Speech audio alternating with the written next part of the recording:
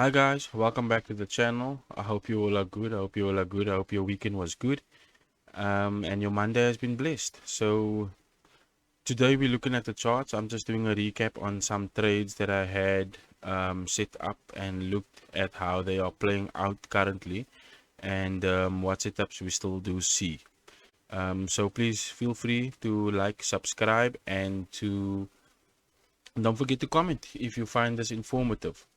So, as you know, I don't trade USD ZAR. I just look at it for the exchange rate. I think I've said that before. 17 Rand 77 now to the dollar, which is, it's not good, but it's also not that bad. It could have been worse. So what we've got on USD JPY, so it's a setup that I marked out for you guys on the weekly markup, weekly roundup for the upcoming week. I had previous levels of resistance, support. As you can see, it's been previous level of support, and then on Friday with NFP the market broke through. So what I looked for is I looked for the market to continue with that bearish momentum and then give me a pullback, which I got a pullback. So as you can see, I waited for my indication for my entry candlestick. If you go to the 30-minute, you can clearly see we were looking um, for some momentum to push back in for the market to then go back to the downwards. I then got a, as you can see, is a huge bearish engulfing candle, just confirming that our bearish momentum is back in play. And I took the entry around there, and as you can see, the market is still playing out this position. I did get out, I did not hold it. I got out, I'll tell you, around, I think it was the just slightly 500 area. So I got out just under a 1 to 2, just about a 1 to 2. I got out on this position, but as you can see, the market is still playing this position for a 1 to 3.7, so about 1 to 3, more or less 1 to 4 target.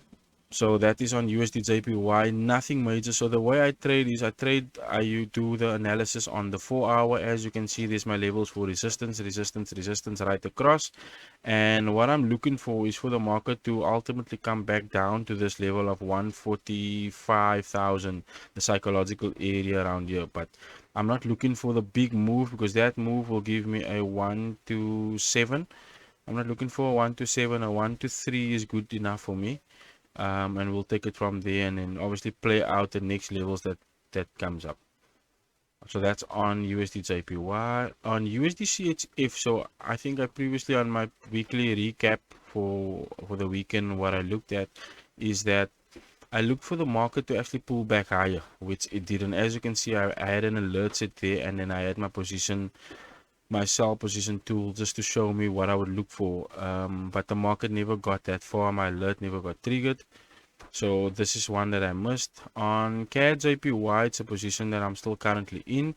I took that. As you can see, we had previous levels of, sorry about that, previous levels of resistance, resistance, support, resistance, broke through, and was, yeah, then became slightly support, broke through, resistance again.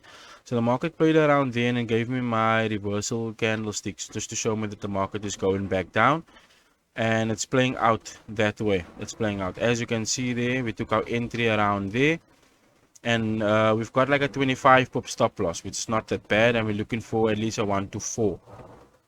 So the market is still in, we're still in that position, and the market is still playing out. On CAD JPY, nothing fancy, straight up technical analysis, just looking support, resistance, but basically trading market structure.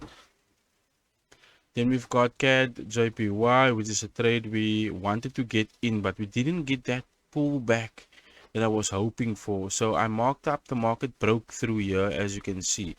But what we never got a deep pullback, you know, into that level. So it just really tested my level there, and then it started to melt. So I didn't get that deep pullback that I was hoping for on this trade. So that's another one missed.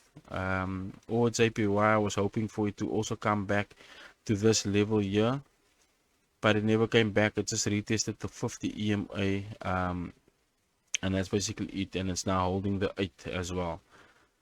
or JPY, we did take a loss this morning. We did take a loss. This trade was around here. We did take a loss, as you can see there.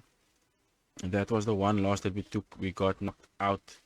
I had my position here, and I actually had on this. I actually had like a fib, as you can see, it knocked me out. So on the 61.8 area, I took a sell, but it knocked me out. It actually went further down, and it's still basically playing out. So we'll see. It's not overall that it's bearish, but the market did close below the 50 on the 30-minute. And the 1 minute, it's the 1 hour itself, it's showing you it's making higher lows and higher highs, but it's barely doing that, and it's getting rejected every time there. So what I'm looking for is obviously for the market then just to give me that 1 to 3 more or less. But that's one trade that we lost today.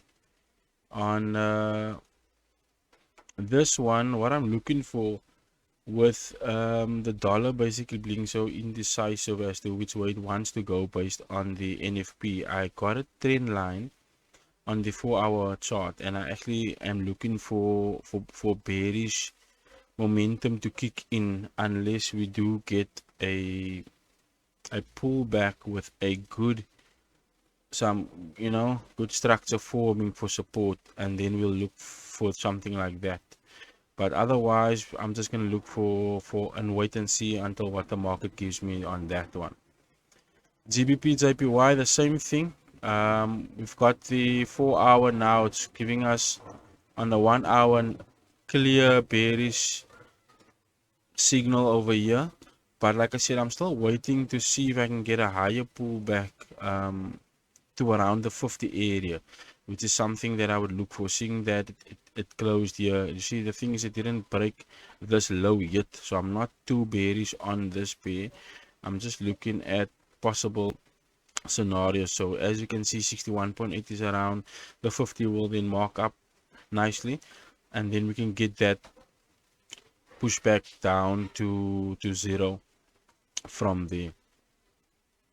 Euro JPY, same thing, and broke that low, so we're looking from that high, we're looking back fib, and you've basically got a 786 area pullback from there, and that's what we got so far. So we're looking for what I'm going to look for on the 1 hour. I'm going to look for a close. If I can get a close below this area, something like that, that's what I'm going to look for. Otherwise, but then I might just take a buy from this area over here, depending on obviously what the market gives us. You see, we have to trade with momentum, and obviously the trend is your friend, so we just need to be careful on the way we would like to trade this. As you can see, it's making lower lows and lower highs, and then broke through. So now we might get this pullback here to retest this area of previous support and resistance, and then to basically give you that. So there's quite a few scenarios that I'm looking at. Obviously, I trade the 4-hour time frame, so there's possible scenarios on the 1 hour, but I'm not interested in any of that right now. Same thing here, we missed out on this trade. As you can see, I've got my alert set there. Euro USD, we missed out on that. And Euro CHF, I'm looking for the market to close below this area for me to actually consider a sell. I'm looking for the market to close below this area to give me something like that. Yeah, so that's what I'm looking at, and that's the pairs that I basically trade. I hope this was informative for you guys on this Monday. But I'll be signing out for now. Please, I hope the audio is good. I just upgraded on a good mic set. And I hope you guys can hear me clearly now. I know the other video wasn't that good, but we're looking to improve. Like the board says, any step is better than no step. Yeah, any small step forward is better than no step. So I'm gonna sign out to you guys, and I hope you have a great week, a successful week. Yeah, thank you.